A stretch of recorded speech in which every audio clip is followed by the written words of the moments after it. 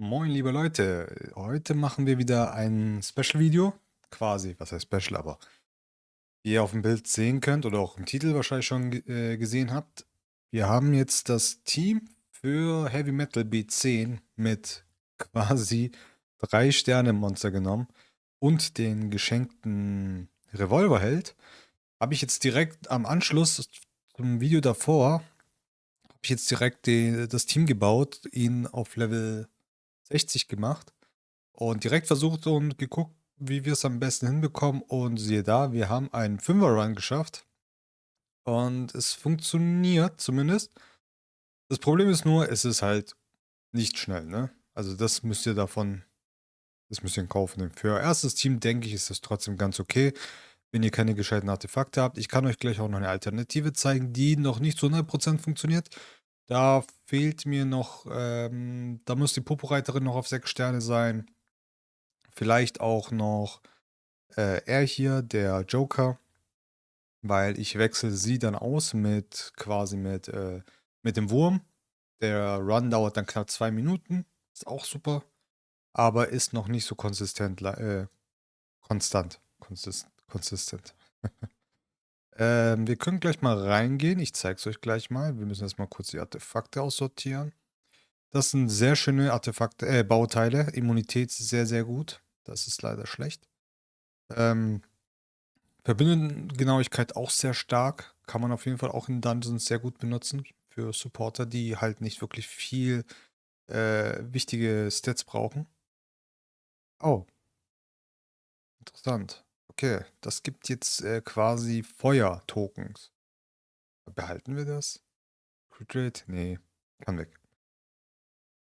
Dann haben wir hier nochmal Ally Accuracy. Ach, ist auf Englisch. Ups. Ich switch's gleich um.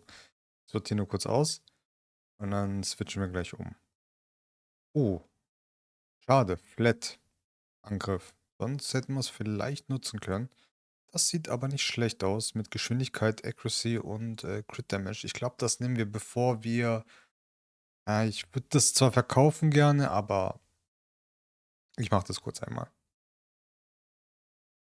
Mhm. Mhm. Oh, oh. Komm noch einmal. Schade. Accuracy wäre mir lieber gewesen, aber gut. Kann man nichts machen. Das würde ich sogar auch mal kurz anrollen, weil Speed, Legendary. Einmal kann Accuracy ist auch okay noch. Jetzt wird's kritisch. Ja, könnte man behalten. Behalten wir erstmal. Behalten wir erstmal. So.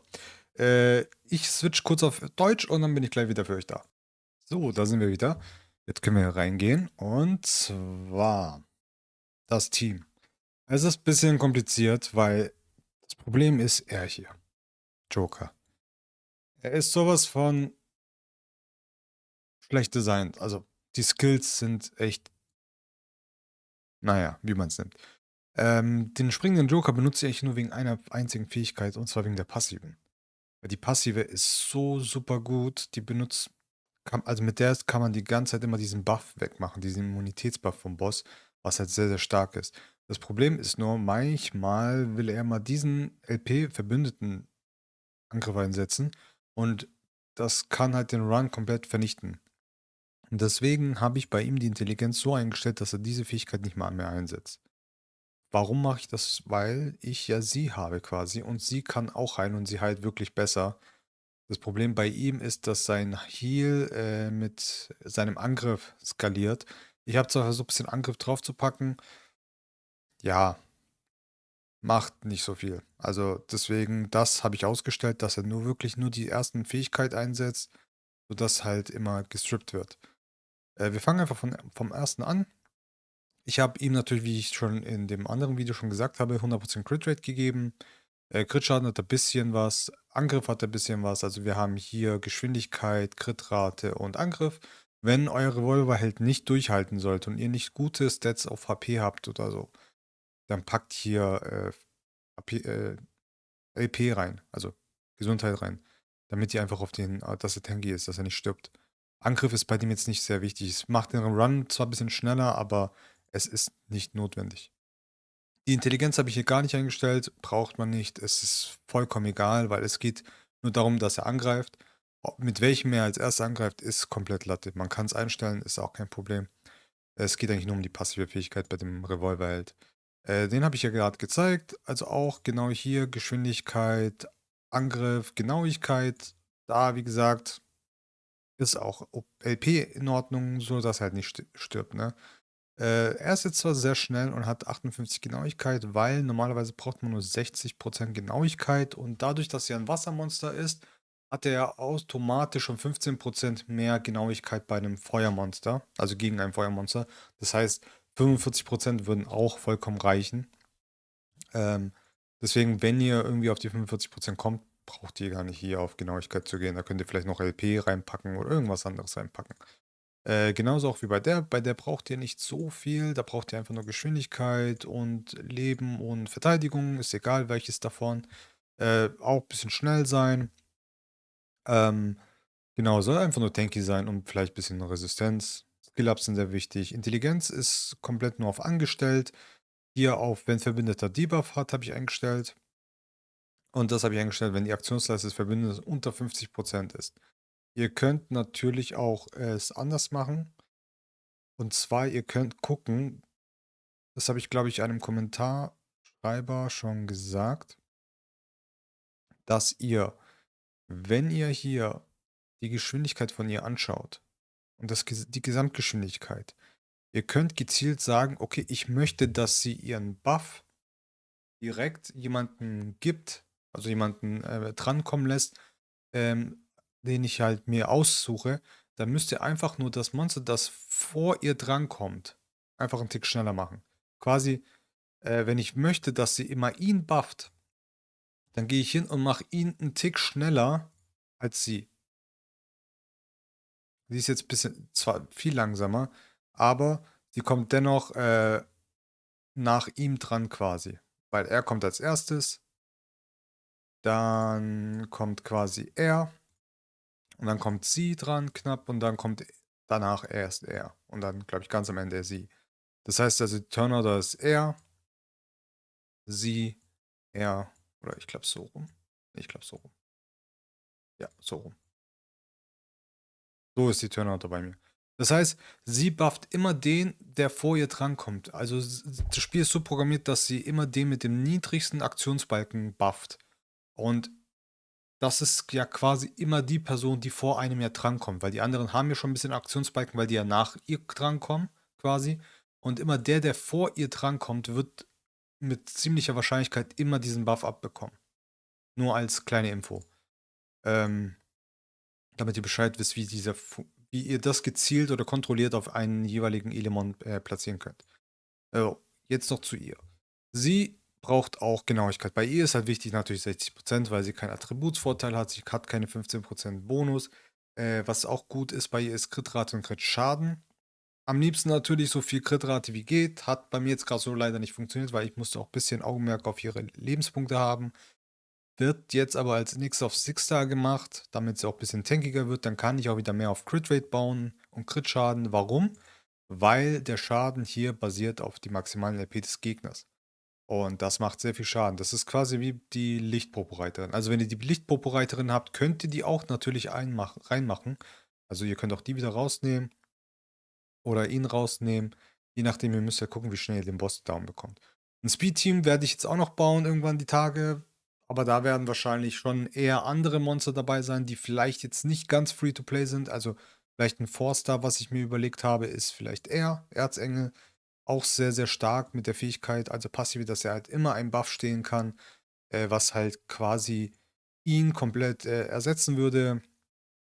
Oder vielleicht auch den Kürbis-Freak habe ich mir auch schon überlegt. Vielleicht funktioniert er besser als der Joker, weil er hat auch als Passive, dass er äh, 2 Runden blockieren einsetzt. Das heißt, dass der Gegner nicht mal Immunität bekommen kann. Die Frage ist halt nur, ob der Boss, es kommt halt immer auf die Strategie an, ob das Ding hier, ähm, hier. Entferne alle Debuffs von Boss und gewähre dem Boss Immunität für 3 Runden. Okay, funktioniert leider nicht. weil er entfernt erst alle Debuffs, bevor er die Immunität draufpackt. Schade. Hätte sonst klappen können. Aber nichtsdestotrotz, ich meine, er kann trotzdem passiv Debuffs um eine Runde zu senken. Die Frage ist, ob das gut funktioniert oder nicht. Teste ich vielleicht mal aus, aber ist jetzt nicht notwendig. 'Ne Tierlist werde ich aber trotzdem auch noch erstellen für den Dungeon, welche Nat 4s, Nat 5s gut dafür sind. Also 'n sehr prädestiniert dafür ist natürlich der, hier das da, der Zauberer. Der ist sehr stark. Ähm, sie ist sehr stark. Also, sie hat ja auch hier 15% Aktionsleiste, verringern und Verteidigung senken als Passive. Sie kann sie lässt alle Gegner einfrieren, Zweitangriff Chance schlafen zu legen, verursacht keinen kritischen Treffer. Ist wahrscheinlich in einem oder anderen Dungeon vielleicht nicht mal so schlecht als Konter. Und hier auch nochmal Aktionsleiste. Also sie ist sehr stark für diesen Dungeon. Das dazu.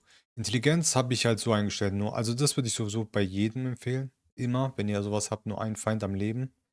Hier habe ich 2 oder mehr Feinde am Leben gemacht, damit es nicht bei einem immer einsetzt. Obwohl, dadurch, dass wir das drin haben, macht es quasi eigentlich nicht, aber trotzdem habe ich es mal drin gelassen. Ähm, genau. Ansonsten meine Alternativteam wäre quasi so und dann würde ich halt die Intelligenz hier wieder umändern von niedrig und mittel, sodass das halt einsetzt. Aber das werde ich noch mal gucken. Vielleicht kriege ich es irgendwie hin, weil das Team läuft auf jeden Fall knapp 2 Minuten circa. Aber es ist nicht sicher, deswegen das ist das Problem. Also, von 5 Runs sind vielleicht 2 Fails, 3 Wins. Ist trotzdem okay, aber wir wollen ja gucken, dass wir ein Team hinbekommen, das ziemlich gut läuft. Genau. Wie gesagt, also, das ist das Team momentan. Nächstes werde ich sie jetzt auf Sixer machen. Vielleicht werde ich dann, wie gesagt, noch, sie wieder auswechseln, ihn vielleicht eine Alternative suchen. Wen ich als Alternative auch noch sehr gut finde, aber wie gesagt, das kommt alles noch mal in einem separaten Video, ist quasi er hier, den man auch Free to Play bekommt. Kann auch Aktionsleiste von allen verringern um 50%, kann heilen und, macht, Verhöhnung, was jetzt beim Boss selber jetzt nichts bringt, aber zumindest für die Wellen, macht die Wellen halt konstanter und. Genau. Aber so ist das Team ungefähr aufgebaut. Ich hoffe, es hat euch geholfen.